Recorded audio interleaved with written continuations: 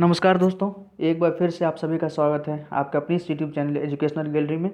इस particular video में हम BPSC assistant public sanitary waste management officer का दोस्तों पेपर टू का इम्पोर्टेंट डिस्कशन करने जा रहे हैं। पेपर टू का इम्पोर्टेंट डिस्कशन दोस्तों हैजार्डस वेस्ट मैनेजमेंट से रिलेटेड एक टॉपिक डिस्कस करेंगे।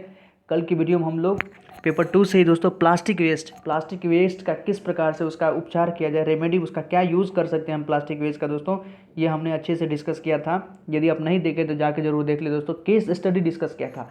केस स्टडी मतलब अक्सर एग्जाम में पूछा जाता है, क्योंकि पढ़ाई का दोस्तों कोई भी चीज़ हम पढ़ते हैं उसका उपयोग क्या है। उपयोग यही कि आप उसको किस प्रकार से अपने सोसाइटी में उस पढ़ाई का यूज़ करके आप मतलब काम निकाल रहे हैं, वो वास्तविक यूज़ है। बस पढ़ लिए, कंटेंट याद कर लिए, ये चीज़ नहीं। अधिकतर क्वेश्चन केस स्टडी से आता है दोस्तों, इसलिए कहते हैं केस स्टडी तो आपको जरूर पढ़ना चाहिए।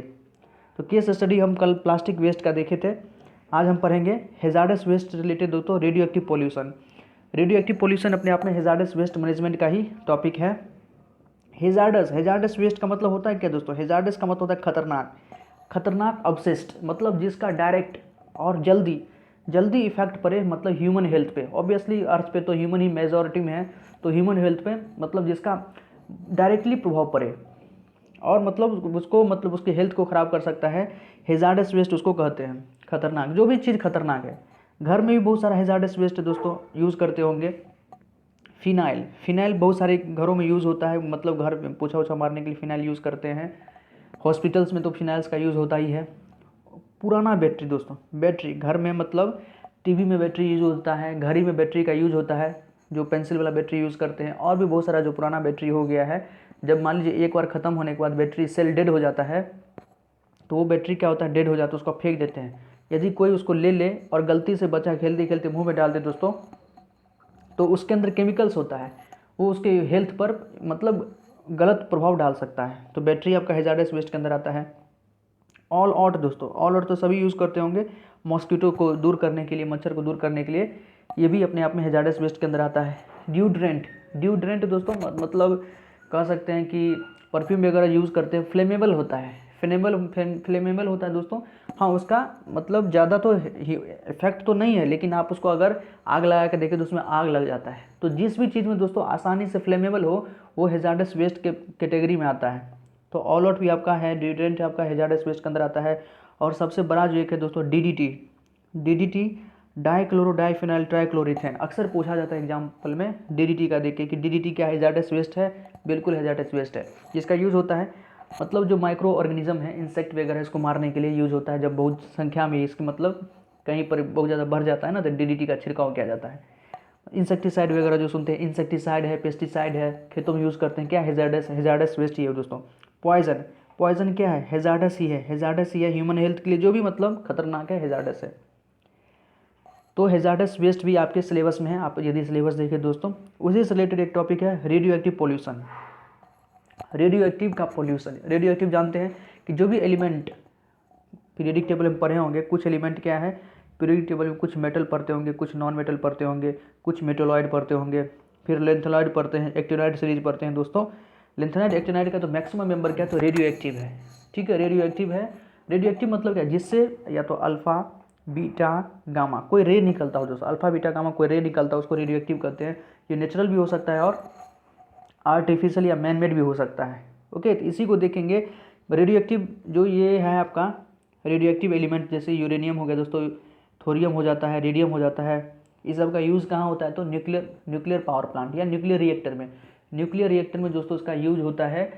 बिजली उत्पादन में, मैक्सिमम बिजली उत्पादन में इसका यूज़ होता है। कहीं और भी यूज हो सकता है। तो मान लीजिए एक बार जो यूरेनियम ख़त्म हो गया, तो फिर उसके वेस्ट को क्या करता होगा, किस प्रकार से उसका डिस्पोजल करता होगा, वो हमें सीखना है। ठीक है दोस्तों, ये तो आप जानते हैं कि किसका जॉब है, असिस्टेंट पब्लिक स्वच्छता प्रबंधन अधिकारी का जॉब है। हो सकता है आपका जॉब कहीं लग जाए रेडियो एक्टिव पावर प्लांट मतलब न्यूक्लियर पावर प्लांट में लग जाए, तो आपको तो पता होना चाहिए कि यहाँ से जो वेस्ट निकलेगा उसको किस प्रकार से डिस्पोजल किया जाए, आपको ये पढ़ा होना चाहिए। तो इससे भी क्वेश्चन आने की संभावना है दोस्तों, क्योंकि हैजार्डस वेस्ट के अंदर आता है। तो इसी को पढ़ रहे, छोटा सा ही टॉपिक है, जरूर पढ़ ले। क्वेश्चन आता है तो आप आसानी से इसको बना सकते हैं। सब चीज़ को हिंदी में एक एक चीज़ को अच्छे से बताएंगे दोस्तों।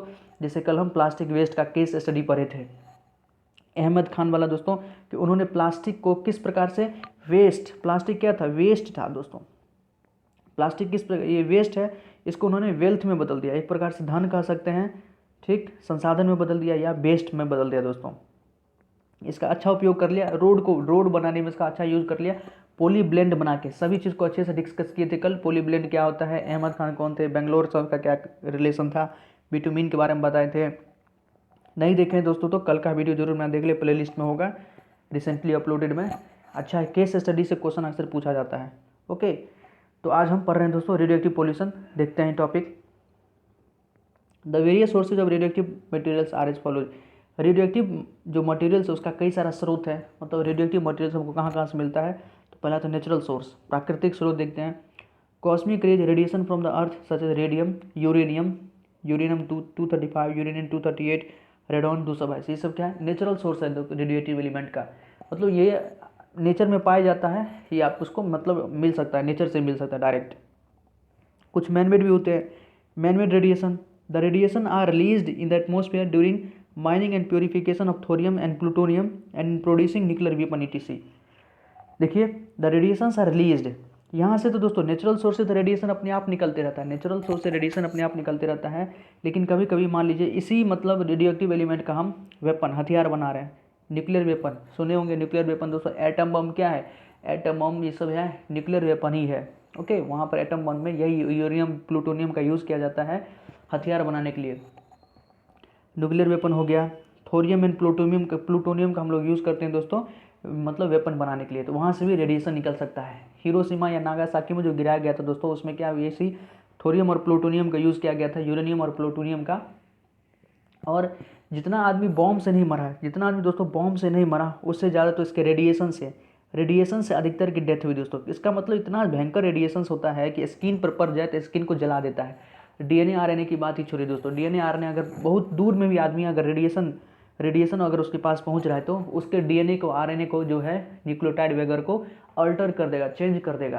तो उससे आगे जनरेशन जो भी होगा उसका जीन ही गड़बड़ हो जाएगा। जीन, DNA RNA ही जीन होता है, DNA ही जीन होता है दोस्तों। जीन को ही गड़बड़ कर देगा तो जो भी बच्चा होगा नेक्स्ट जनरेशन में दिव्यांग हो सकता है, मतलब विकलांग, डिसेबल्ड हो जाएगा। तो जानते हैं कि जापान में जो उस समय दोस्तों मतलब हिरोशिमा और नागासाकी में जो बम गिराया गया था, तो रेडिएशन से अभी भी उसका रेडिएशन का थोड़ा बहुत प्रभाव है, लेकिन फिर भी जापान डेवलप्ड कंट्री है, उसने मतलब ओवरकम कर दिया दोस्तों सब चीज़ से। तो रेडिएशन से इस सब से निकलते रहता है। न्यूक्लियर रिएक्टर है, न्यूक्लियर फ्यूल्स कॉजेज पोल्यूशन व रेडियोएक्टिव रिएक्शंस। जो न्यूक्लियर रिएक्टर होते हैं या जो न्यूक्लियर फ्यूल है, यूरेनियम, थोरियम, प्लूटोनियम, ये सब क्या न्यूक्लियर फ्यूल है दोस्तों, ये सब पोल्यूशन कॉज कर सकते हैं, रेडियोएक्टिव मतलब रेडिएशन निकाल के। The nuclear fuel and coolant are the sources of radioactive radiation water radioactive waste is also some important radioactive pollution because these waste are not dumped at a particular और right place. देखिए, जो radioactive waste है, ये जो radioactive waste दोस्तों, मान लीजिए uranium का यूज हो गया न्यूक्लियर पावर प्लांट में या न्यूक्लियर रिएक्टर में आपने इसका यूज कर लिया, तो उससे जो वेस्ट बनेगा, उसका जो अवशेष है, मतलब एज राख है, वो तो अपने आप में वेस्ट है दोस्तों, उसका भी डिस्पोजल करना जरूरी है। यदि उसका प्रॉपर डिस्पोजल, राइट प्लेस पर डिस्पोजल नहीं हुआ तो वहाँ से भी रेडिएशन कुछ न कुछ निकलते रहेगा, कुछ न कुछ रेडिएशन निकलेगा दोस्तों। और उसके आसपास जो रहेंगे तो उसको मतलब उसके हेल्थ के लिए ये डेंजरस हो सकता है, हार्मफुल हो सकता है, तो वही हमको पढ़ना है। अदर सोर्सेज देखिए, सम ऑफ द रेडियोएक्टिव एलिमेंट, कुछ आइसोटोप्स भी होते हैं, सुने होंगे, कार्बन का भी आइसोटोप होता है दोस्तों। ये तो कार्बन का आप आइसोटोप बकमिंस्टर फ्लोरीन पढ़े हों, या डायमंड कार्बन का आइसोटोप ही है, ग्रेफाइट कार्बन का आइसोटोप ही है, ये रेडियोएक्टिव नहीं है, हम आइसोटोप को बस डिस्कस कर रहे थे दोस्तों। लेकिन बहुत सारा मतलब है जो रेडियोएक्टिव आइसोटोप होता है। Isotopes are used in experimental laboratories for scientific research which causes radioactive pollution. मतलब आइसोटोप्स का यूज़ किया जाता है, रेडियोएक्टिव आइसोटोप का यूज़ किया जाता है लेबोरेटरीज में, मतलब रिसर्च वगैरह वो अपना करते रहते हैं, कुछ न कुछ मतलब उससे कुछ मिल जाए।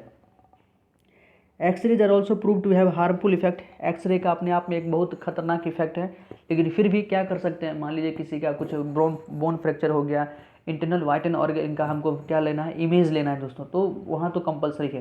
लेकिन एक दो बार एक्सरे कराने से कुछ नहीं होगा, बार बार एक्सरे कराने से मतलब आपके DNA को चेंज कर सकता है, इसलिए रिकमेंडेड रहता है। जो एक्सरे करवाता है दोस्तों, जो भी एक्सरे करवाता है उसके लिए तो ज़्यादा खतरा नहीं है, क्योंकि वो 1 से 2 बार करवाता है, ठीक। लेकिन जो आदमी एक्सरे कर रहा होता है लैब में जो भी एक्सरे कर रहा होता है दोस्तों, उसके लिए एक प्रॉपर सूट बना हुआ है, मतलब उसका एक प्रॉपर यूनिफॉर्म बना हुआ है कि उसको पहन के उसको करना चाहिए, लेकिन फिर भी ये चीज़ तो इनविजिबल है, रे तो इनविजिबल है दोस्तों, ये किरण तो दिखता नहीं किसी को, तो उसको लगता है कुछ होगा नहीं। और मतलब लास्ट डे में उसको जब बहुत हो जाता है दोस्तों, बहुत दिनों बाद उनका मतलब हो जाता है कि शरीर के अंदर कुछ न कुछ वाइटल ऑर्गन गड़बड़ हो जाता है, क्योंकि उसका डीएनए आरएनए वगैरह सब है कि फ्रैक्चर हो जाता है, उसके जीन के अंदर कुछ न कुछ गड़बड़ी हो जाती है।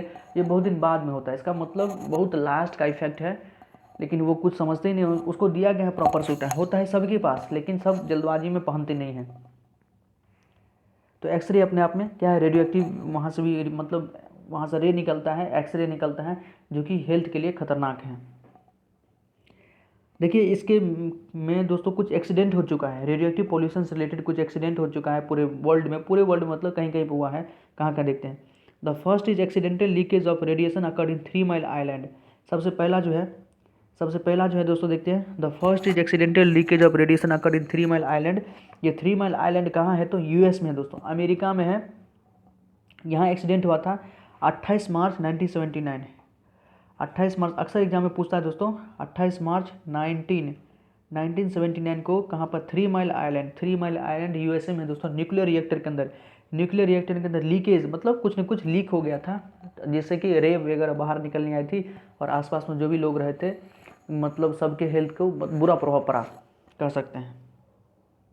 3 माइल आइलैंड याद रखिएगा यूएस में है, अमेरिका में है। और दूसरा होता है चेर्नीबॉल दोस्तों, वहाँ चेर्नीबॉल है, आप याद रखिएगा चेर्नीबॉल है यूक्रेन में। यूक्रेन और रसा भी चल रहा है, विवाद चल रहा है यूक्रेन और रसा के बीच। थर्ड वर्ल्ड वार की संभावना है, भगवान करे टल जाए, थर्ड वर्ल्ड वार ना हो, क्योंकि पूरा विश्व जो है इसमें मतलब इफेक्ट कहीं ना कहीं डायरेक्ट या इनडायरेक्ट रूप से सभी ईच इंडिविजुअल पे दोस्तों प्रभाव पड़ेगा अगर वर्ल्ड वार होता है तो। ये चेर्नीबॉल दोस्तों यूक्रेन में है, उसमें रसा के अंदर भी था, रसिया का ही पार्ट था, तो वहाँ भी एक्सीडेंट हो गया था न्यूक्लियर रिएक्टर का। देखिए इट हैज़ बिन रिकमेंडेड, तो ये दोनों एग्जाम्पल अक्सर एग्जाम में पूछता है दोस्तों, 3 माइल आइलैंड और चेर्नीबॉल। 3 माइल आइलैंड और चेर्नीबॉल, या तो आपका जगह का नाम पूछ सकता है कि 3 माइल आइलैंड में जो न्यूक्लियर लीकेज गया, रेडिएशन लीकेज का जो एक्सीडेंट हुआ था, 3 माइल आइलैंड है कहाँ, तो यूएस में है, अमेरिका में है। और चेर्नीबॉल फिलहाल यूक्रेन में है। यूक्रेन में दोस्तों, पहले रसा में होता था, रसिया में। ऑप्शन जैसा है उस हिसाब से आप कर सकते हैं। तो यहाँ पे मतलब एग्जाम्पल से रिलेटेड, कंट्री से रिलेटेड आपका क्वेश्चन आ सकता है। देखिए आगे क्या है, it has been recommended that the storage of nuclear waste after sufficient pre treatment should be done it suitably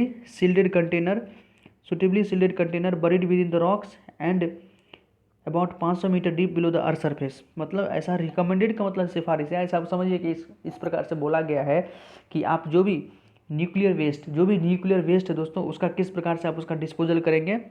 तो पहले तो प्री ट्रीटमेंट, उसका जो भी प्री ट्रीटमेंट है, मतलब फ़िलहाल आप पहले ही बाहर में जो ट्रीटमेंट करना है जो भी है वो वहाँ पढ़ाया जाता है, उतना डीप में हमको नहीं जाना है। प्री ट्रीटमेंट पहले उसको कर दीजिए वेस्ट को। उसके बाद सील्डेड कंटेनर, मतलब एक ऐसा कंटेनर लीजिए दोस्तों, एक ऐसा कंटेनर आपको लेना है बिल्कुल सील्ड हो। सील्ड का मतलब होता है कवच, जो आर पार, उससे कुछ आर पार ना हो सके।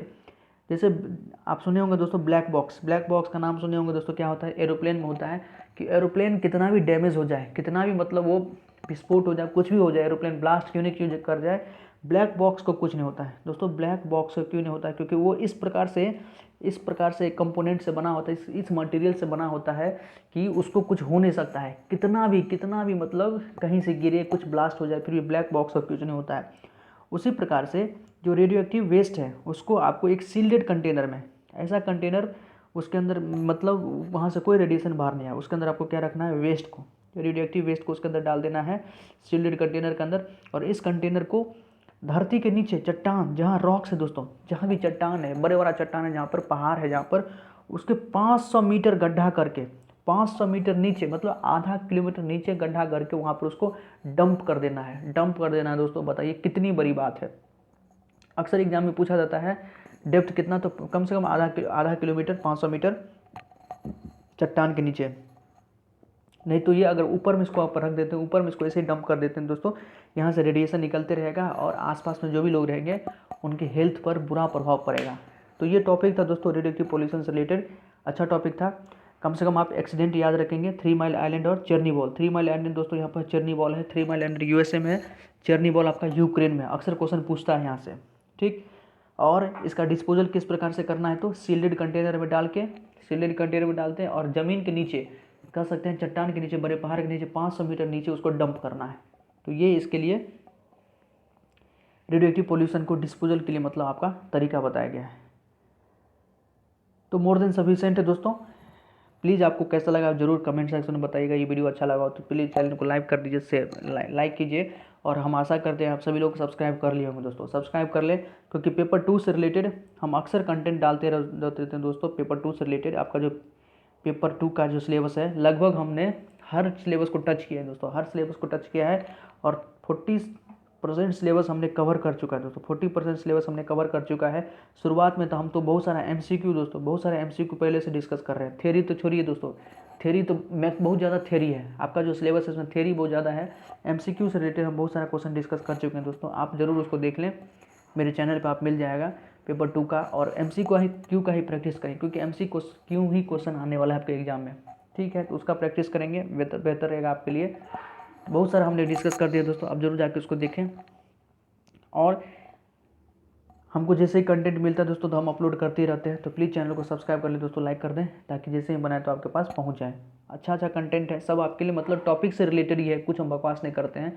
और पेपर 1 से भी है दोस्तों, तो कुछ पेपर 1 से भी हम मतलब डालते रहेंगे ऐसे ही, कभी पेपर 1 कभी पेपर 2, कभी पेपर 1 कभी पेपर 2, जो मिलेगा दोस्तों हम डालते रहते हैं। तो प्लीज़ चैनल को आप सब्सक्राइब कर दें दोस्तों, और वीडियो को जरूर लाइक कर दें।